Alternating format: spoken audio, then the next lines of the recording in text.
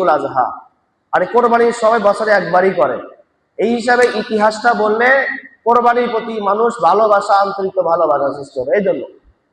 আর এটা কোরআনের ভাষা, হাদিসের ভাষা। রসুলেরও এই প্রতি আসক্তি আছেন। আল্লাহ রসুল জনাবে মুহাম্মদ রাসূলুল্লাহ সাল্লাল্লাহু আলাইহি সাল্লাম বলছেন, সুন্নাতু আবিকুম ইব্রাহিম, এটা আমাদের সুন্নাত, ইব্রাহিম আলাইহিস সালাতুর সুন্নাত। এর ভিতরে সাহাবায়ে কেরাম জিজ্ঞাসা করেছেন যে মা হাদিহিল আদাহিয়ু, ক্বালা সুন্নাতু আবিকুম ইব্রাহিম, এটা আমাদের করণীয় কি? বলে ইব্রাহিম আলাইহিস সালাতু ওয়াস সালামের সুন্নাত। ক্বালু ফামা লানা ফিহা ইয়া রাসূলুল্লাহ, আমাদের এর ভিতরে করণীয় কি আছে? রাসূল আরবি সাল্লাল্লাহু আলাইহি সাল্লাম বললেন, ক্বালা বিকুল্লি শারাতিন হাসানা, যদি তোমরা একটা পশুকে আল্লাহর রাস্তায় কোরবানি করতে পারো, আল্লাহ তাআলা তোমাদের ওই পশুর প্রত্যেকটা পশমের বিনিময়ে আল্লাহ তাআলা একটা করে নেকি দান করবে। তাহলে একটা করে নেকি দান করবে। ক্বালু ফাসসুফু ইয়া রাসূলুল্লাহ, সাহাবায়ে কেরাম ওখান থেকে সরে নাই, আবার প্রশ্ন করেছেন, ইয়া রাসূলুল্লাহ, পশুর ভিতরে তো সবচেয়ে বেশি পশম থাকে হলো ভেড়ার ভিতরে, যদি কেহ আল্লাহ রাস্তায় ভেড়া কোরবানি করে তাও কি সে ওই পশম পরিমাণ নেকি পাবে নাকি?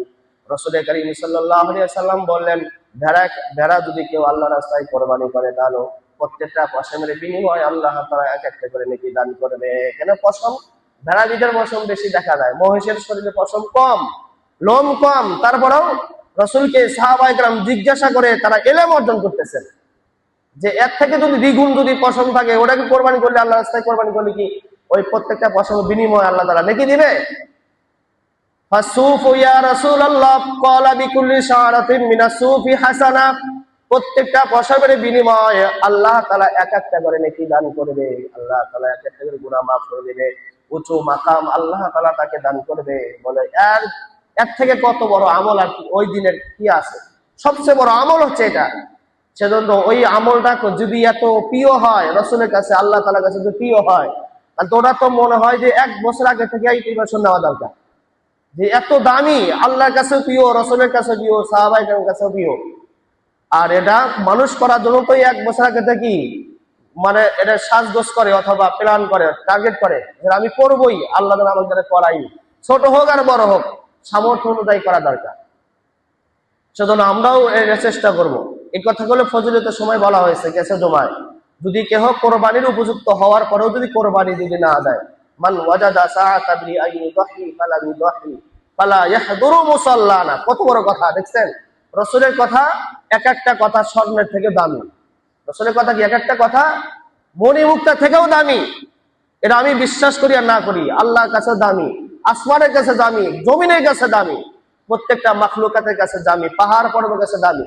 তারা তো সম্মান দিয়ে চলছে, কিন্তু আমরা রসুল বলি, আশেকে রসুল বলি, কিন্তু রসুলের কথাকে মূল্যায়ন করি না।